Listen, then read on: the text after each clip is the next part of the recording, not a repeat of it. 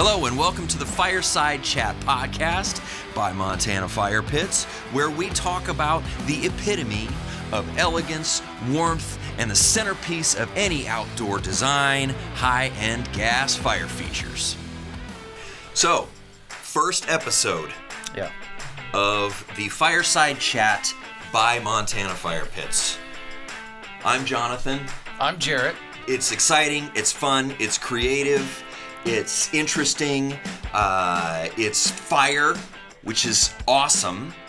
After 10 years, the fact that we get to design really cool stuff is intriguing.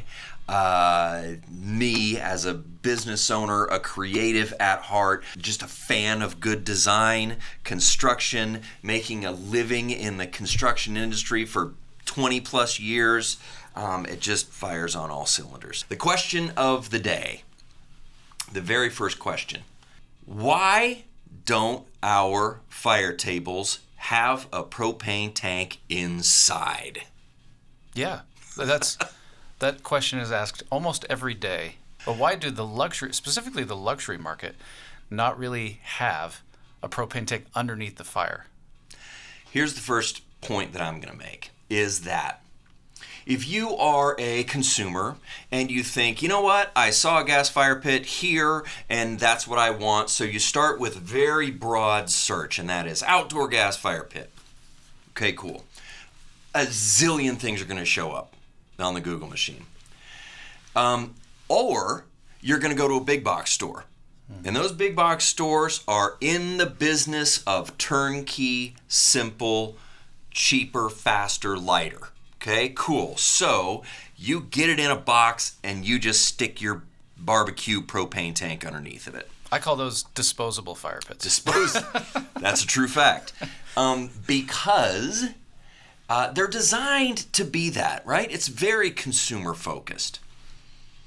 The main differentiator for us is that we are what I call large format gas fire. The number one thing is that the BTUs and the heat output of our burners just exceed the capacity of a tank instantly. That's the number one reason, is that the burners and the BTU output of our burners are so big that a little tank just is not going to keep up. There you go. Yeah, I'd say that's one of the main things for sure, is that the heat output is so much, and it's good. It's like it's actually doing a thing, which is warming up your space. The small tanks, they freeze up. And people are like, what does that mean, freeze up? They literally freeze up. They turn to ice. Right, because science. Yeah, Right, I know. Evaporation, I don't know. We'll call it whatever we want. We'll try to sound smart, but it's true. They freeze. Yeah. And I mean, at my house, I've been using a smaller fire. It's great, still for smaller, intimate settings. Mm-hmm. And I use a tank. I just have to have a tank standing by at all times. Yeah. Because it might just stop producing flame. It just gets real little. It's true. And yeah. So about the freezing, let's just talk about that for a second. It is very scientific, and we're not propane experts, and we certainly didn't invent it. But the size of the tank, it's liquid propane.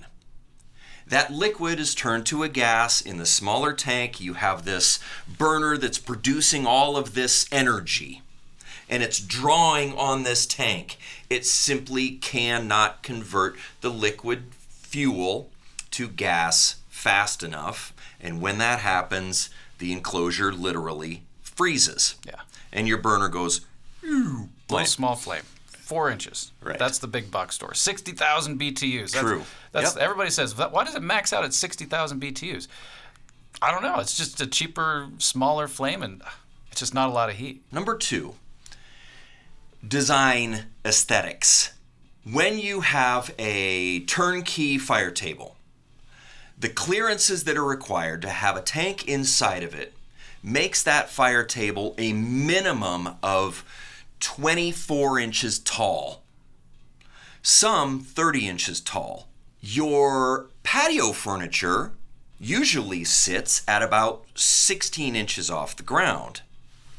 So then, effectively, what you're doing is you're sitting down, but your fire is up here. Right. Right? Because of the clearance required for the tank.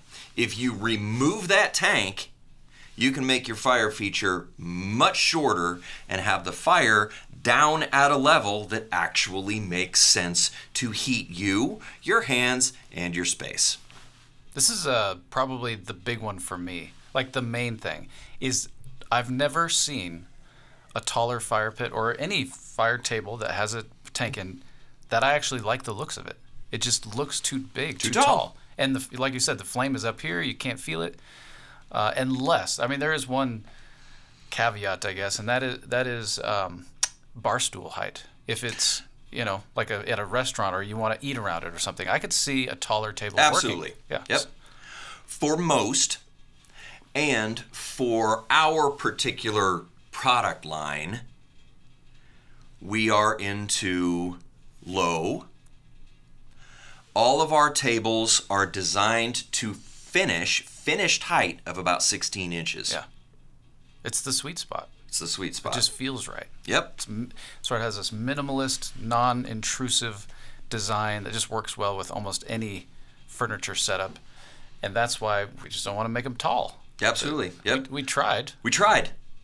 We didn't like it. If we didn't like it, most people are not going to like it. Yep. It adds a level of complication to have this tank inside of it. Not to mention regulations and certifications and all this kind of stuff that it just comes with the territory. Yeah. We've gone through the BTU output of the burners, number one. Number two, design aesthetics.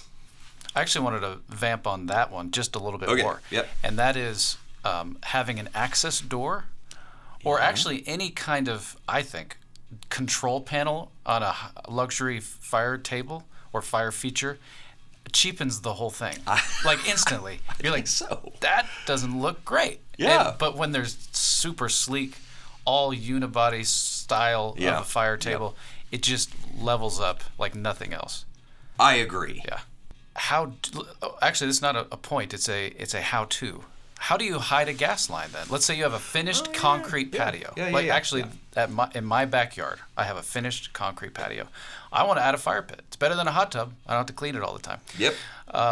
What are some ways you can hide a gas line and put your tank somewhere else? I think you had one in your backyard where you trenched out I don't know, what did you do? So here's the thing.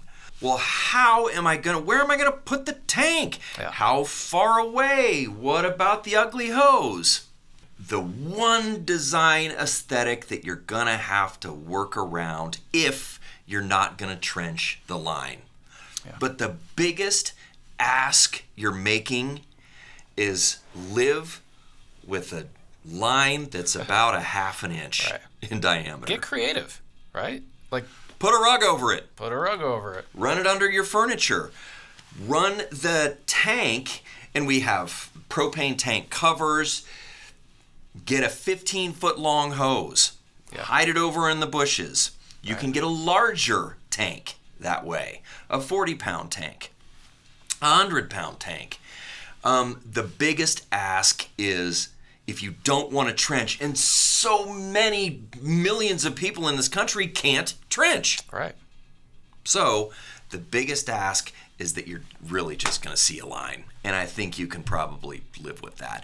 If you know that the trade-off is 180,000 BTUs, 240, 280, 320, just these massive fires, the trade-off is running a line. Yeah.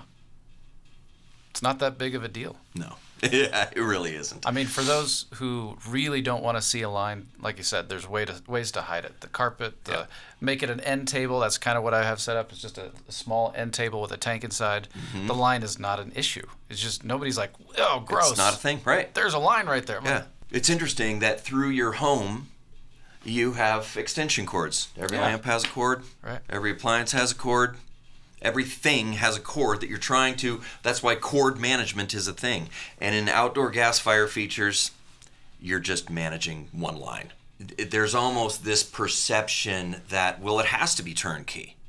I just want to go buy it because that's what I saw in the big box store. So that's what I want from Montana Fire Pits, and that's the only way to do it. And we're here to say your design flexibility is infinite. Right. If you do not put a tank inside. If somebody says, "But I want a tank under the fire," I say, "No, you don't. You don't? You don't want that."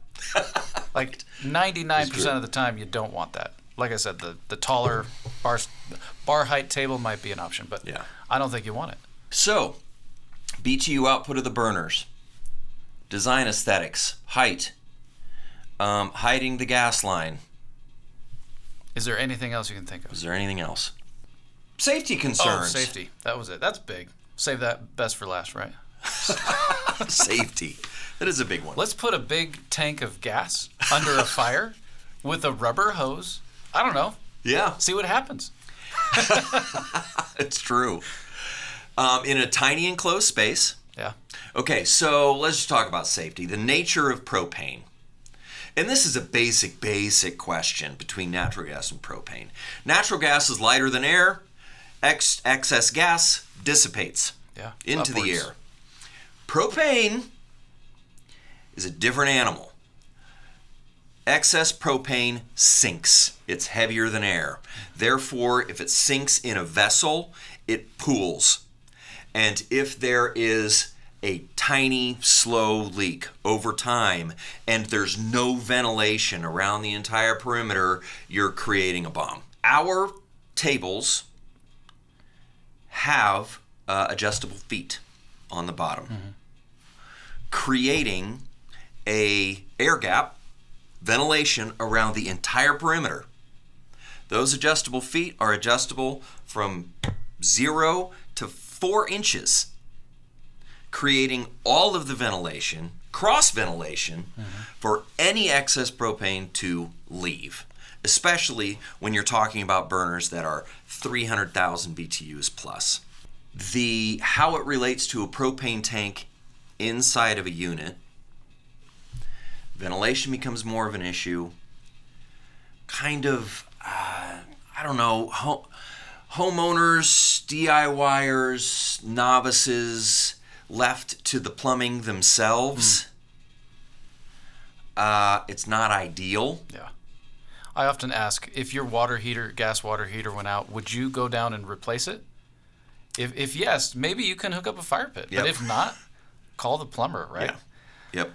And I would like to point out, I mentioned that a tank being under a fire is dangerous, but in all actuality, there's not a lot of heat that goes below the burner. Like, that's an important thing to note, that it almost all goes up. Burner plate protects underneath. Very important. Yeah. Which is kind of an aside question, but it's a common question. Yeah. How hot does it get? Our burners, the flame and the jets are going straight up in the air. So it warms a perimeter, certainly, around that fire. But if you touched the sides, and I'm touching the sides here for audio people, if you touched the sides of your fire feature, it is cool to the touch. Heat does not transfer below the burner pan. It does not transfer inside of the unit, and it certainly doesn't make its way around to the sides. If you do have your finished patio and you need a high-end luxury fire table, the Studio series that we've come out with is actually very good for that situation, because they're smaller, they don't take as many BTUs. It's less likely that your tank's going to freeze up. Yep. But it still creates a lot of heat. It's super efficient. And I've been sort of field testing one at my house, and it works extremely well.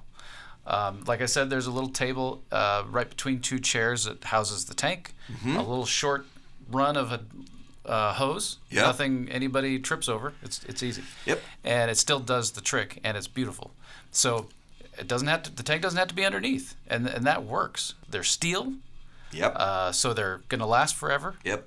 I really think the Studio series is the answer for people who have a finished patio. I think so too. Yeah. So it's a great point for us as a company, us as designers, right? So after 10 years, we focus very, very highly on design of new products. Yeah. So then the design challenge is this.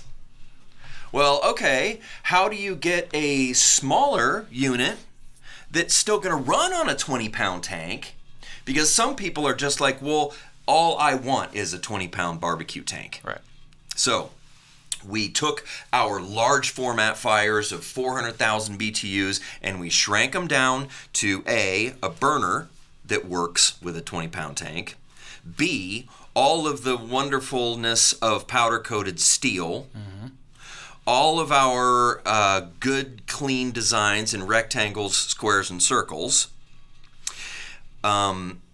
easy propane connection with an external tank. Yeah. So if you are in an environment, and I think about Phoenix. Yeah. In particular. Yep.